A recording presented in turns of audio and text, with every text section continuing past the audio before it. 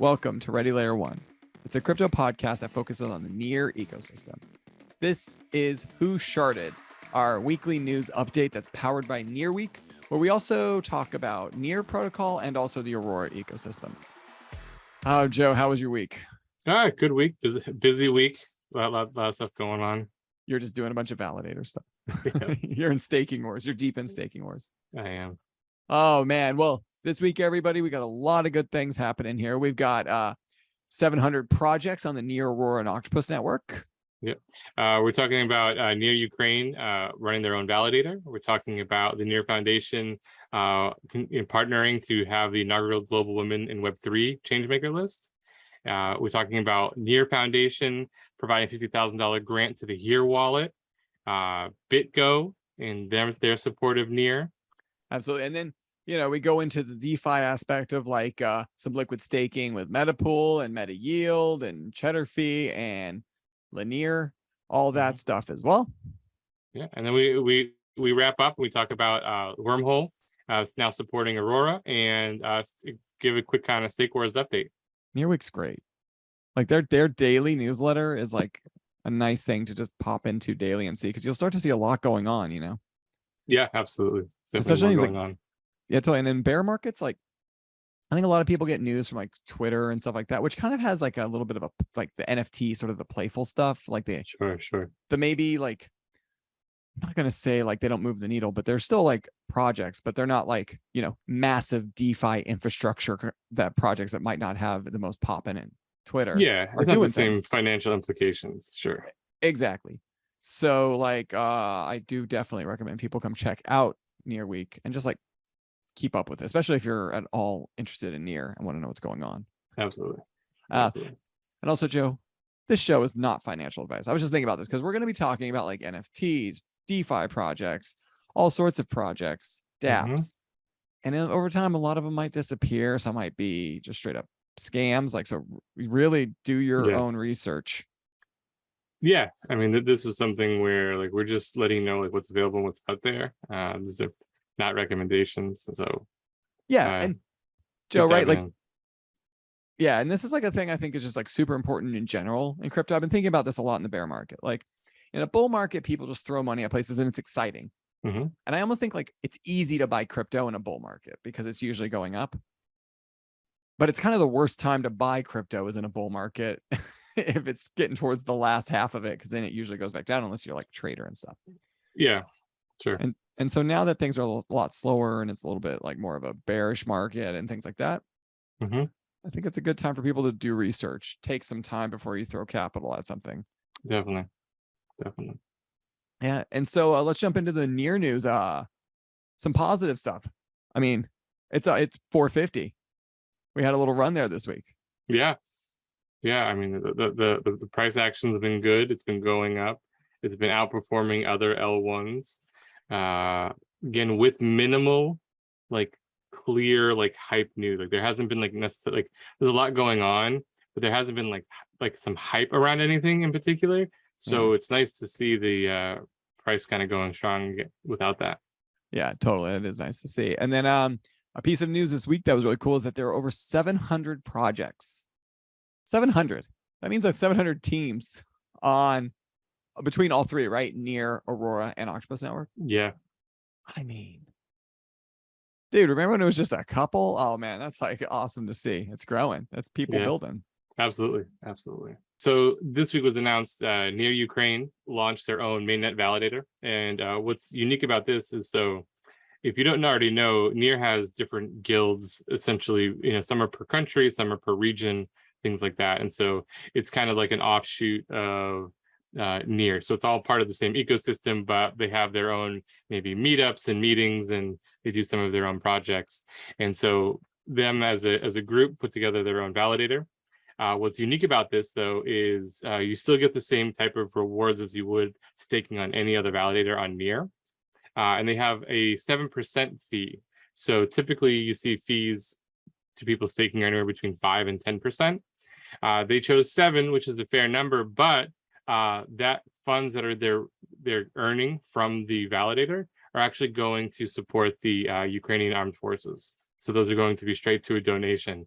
So yes, it's higher than some of the 5% fees that maybe you see on other validators, but if you're interested in donating, it's an interesting way to go about doing that. Wow. Yeah. The validator, the whole concept of using like a validator and the staking rewards over time, it's a good way to do stuff like that, and also a good way to start a little business. NEAR Foundation is partnering with Forecast News, and there's this inaugural Global Women in Web3 like changemaker list. It's a lot of different words. Essentially, they're trying to highlight some of the, women who are really doing exceptional work in the space. It's a great cause. It's definitely not enough. I mean, there's probably way more than 10. I shouldn't say probably. There is way more than 10 women who are doing really great stuff in this space. But at least there is some clear direct recognition. It's nice to see that NEAR is working to partner it. NEAR Foundation CEO is a woman. So it is nice to see more of these type of inclusive things going on. I mean, it's just another, like, I know week after week, I'm like, man, NEAR does, like, you take away like the whole like speculation aspect, the price aspect of crypto, and then you talk about like the things that are being built, which is what I'm really into. But then there's like this third step, which is sort of what is the vibe or the ethos, or like what does the crypto stand for? It might stand for nothing. It might stand for degens. It might stand for fast at all costs. You never know.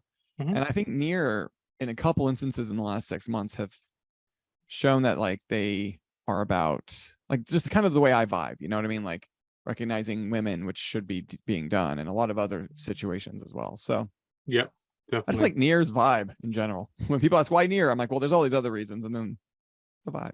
You hope that as the leadership from the foundation, you hope that trickles down into the rest of the community, and you hope that everybody, follows that lead. And so it's nice to see them setting a good example as best as possible, and hopefully they continue to do more like this. For sure. Next thing in the news is the NEAR Foundation awarded a $50,000 grant to develop the Here wallet. Here wallet is actually native iOS and will be Android wallet for NEAR directly. So there has been a couple mobile wallets, some that are in like beta phase, some that are released right now, and this is another one. It's nice to see more options coming out. So again, what you have is like, so Sender is one that we've talked about before. Sender is a mobile-based wallet. And what's nice about it, Sender's not a mobile wallet, it's a browser wallet. But Here is actually a full mobile wallet. And you can also use it as part of buying NEAR as well from it, which is a nice little thing too. Okay, Joe. We did a whole thing on wallets.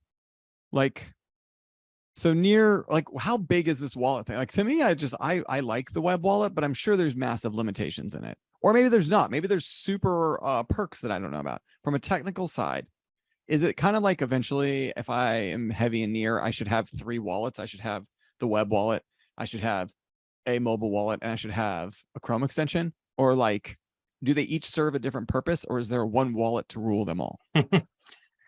So I don't think that it's necessarily one wallet to ever rule them all. It's a little bit of like, what do you value and how you're using crypto? Where I feel like there are opportunities where some people are just going to be so much more comfortable in a mobile app, because that feels maybe more comfortable to them. They feel like it's, a version of a hardware wallet. Like it's kind of like it's not really a true hardware wallet. It's not a cold storage, but it does give you some of that thing of like, I'm trying to think how best to describe it, but it gives you that opportunity to say like, I feel like all my stuff is right here. You need a separate password besides getting into my phone to get to this spot. So there is something nice about that. I will, and also that you can open it like the NEAR mobile wallet, or not the NEAR main wallet. And they just switched it this week, right? Didn't they? Aren't they jumping over to a new? So the group that makes or manages the wallet, Rakito, I don't know how they pronounce it exactly. They are kind of rebranding the URL and rebranding the the wording of it. So instead of it being at NEAR.org, it's my NEAR wallet.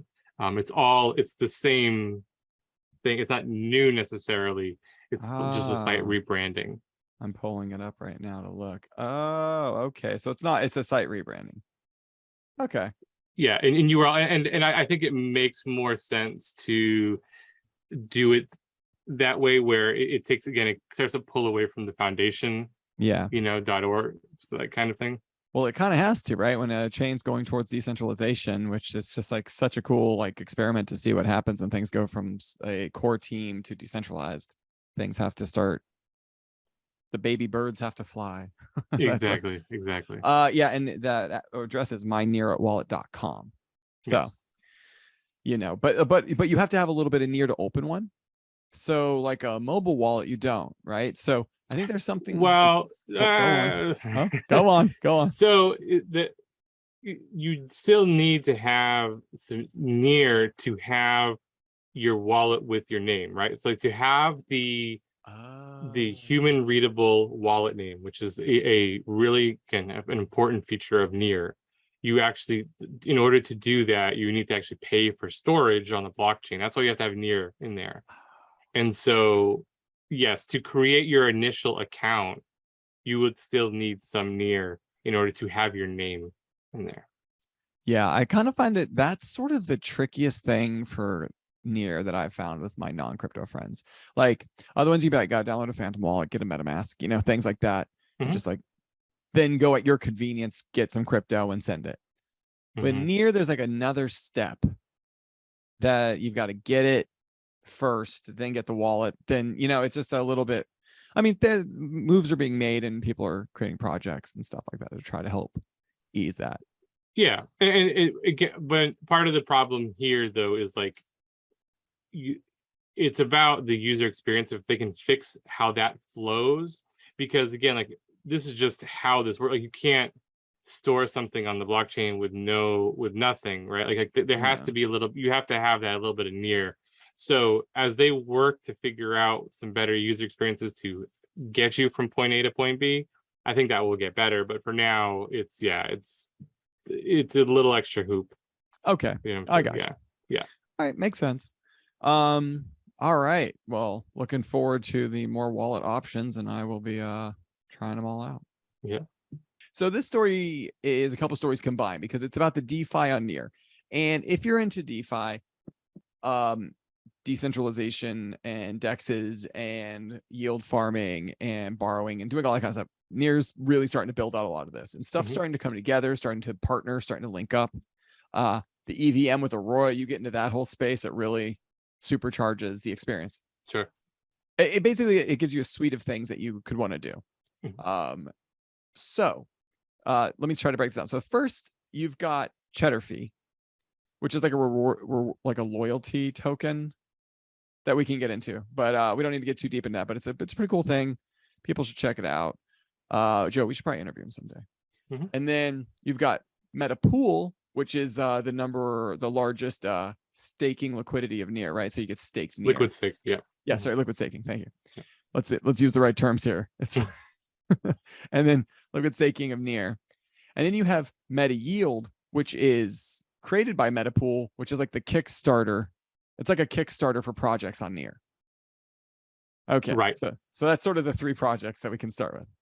So now Meta Yield is Cheddar Fee is one of the projects that it's kind of kickstarting on it, right? Or partnering with. And the way Meta Yield works is you basically can give your liquid stake NEAR, your stake NEAR, and they get your rewards. And so if you put in 10 stake NEAR, you put it in for I think a year or some time. There's like different levels, and then after you get your 10 stake NEAR back without the rewards, but you funded a project. So that's sort of the concept of it, right? And so I mean it's an interesting concept, and they've done a couple projects and seems to be, I think, 2 successful ones. And so Cheddar Fee has partnered with them and is doing it now. And I just think that's cool that you're starting to see like Metapool, which is like a pretty large early project, create a second project. Now that project's starting to partner with other projects. And so I think we'll post the links, and it's more than we can get into on it. We could do a whole podcast on just this. But I think people should check it out if they're interested in it, and to see how I think those are 3 good projects to research, just to see how things can kind of partner and get together. So yeah, I thought that was cool that happened this week. And then to follow up, Cheddar Fee partners with another NEAR hub, and they're going to do a scavenger hunt. So I don't know what that's all about, but it's July 25th through September 5th. And I think I'm going to check it out. Like, why not? Like, that sounds like I don't know. I'm down with that kind of stuff. Things are being done. Like, this is like, so crypto, like Joey talked about this, like this bear market is so much different than 2018, or even if we go earlier when no one was talking about crypto except for like, get Bitcoin because the dollar is going to disappear. Right. No, it's a good time to experiment. I think I love all this type of stuff. Well, yeah, and also it's giving, like, people say crypto's early, and it's early, but like at least now things are being done on it. Games, scavenger hunts, people, NFTs are playing around. I mean, yeah, a lot aren't going to succeed, but they're doing things on it, pressure testing things. Yep. There's so much creativity in the space. Yep. And that's what's cool about this bear market, because now it's gotten quiet. Except there's a bunch of projects, and then all the projects that were sort of cash grabs and Ponzi's and stuff are fading away. But then there's this like, core group of projects where I'm like, oh wow, you guys are doing some things. So I'm just excited to see. And then one last thing with liquid staking is there's another liquid staking called, is it pronounced, it's NEAR? Is it linear? Is that what they're saying? I haven't really talked, like, it's funny, you read these terms so much with tokens and coins, and I'm like, is it linear? Staked NEAR, Saint NEAR, like, it's like how you see things. It's a lot. Yeah. And there's so much stuff to try to keep up with. But so that actually is like it's like actually like the largest. Let me see here. It's the highest USD value project on Burrow. Like, well done. Like, awesome. You know what I mean? Like, and you could probably talk more about Burrow and that whole space and what that's about. Yeah. You've danced with Burrow.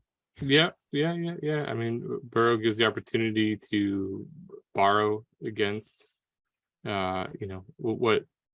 So you can essentially, deposit different assets, and then borrow against them. And the benefit there is that you can earn both rewards as well as, depending on how price action works and everything else and how much you borrowed, you can, have some of that pay back some of your loan, or, it gives you some different opportunities where you don't actually have to then sell your crypto if you need different things. So there's a lot of different options.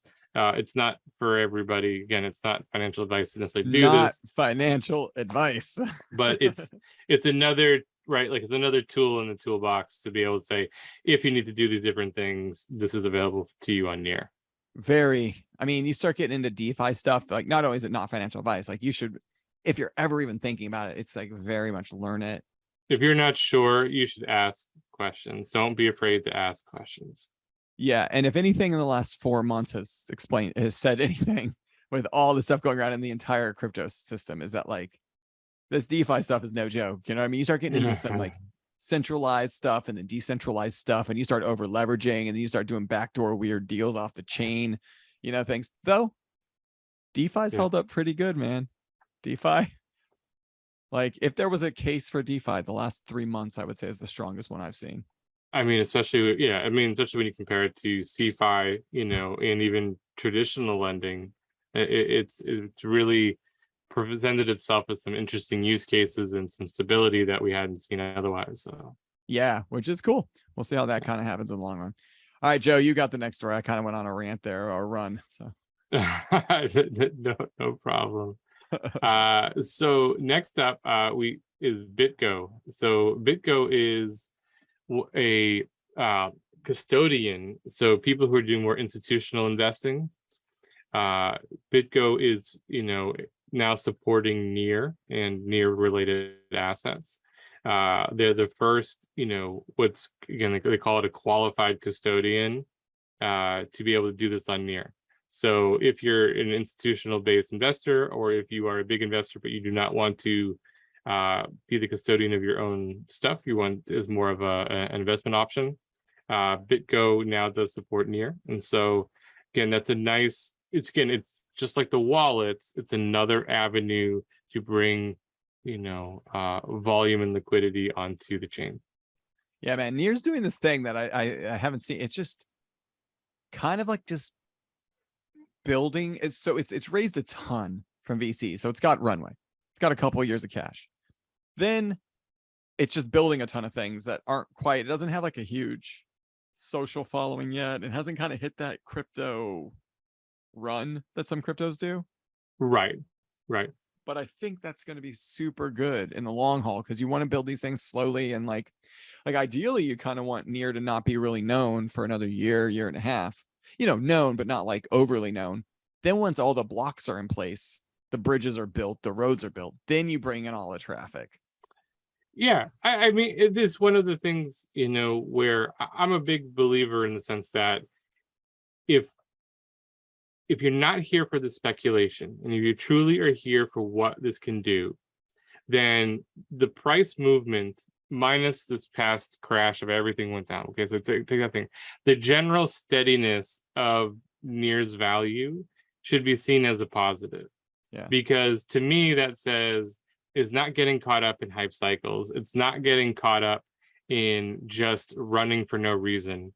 And hopefully that somewhat continues. Yes, of course, if you are invested in NEAR, you'd like to see the price go up. Yeah. But at the same time, if you are here for the really long term and you say this is the technology I think is going to be of the future, then that stability and that slower growth is much more encouraging, I believe.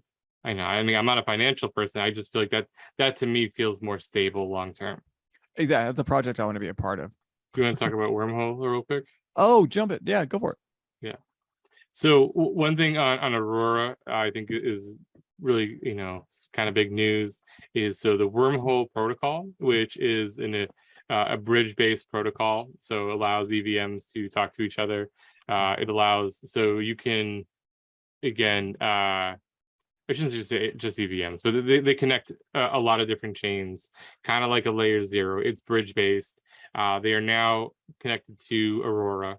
So you can now bring different funds from different chains like Polygon, and ETH by itself, which you could do anyways with the Rainbow Bridge. But Wormhole is just another, again, opportunity to bring users over to Aurora.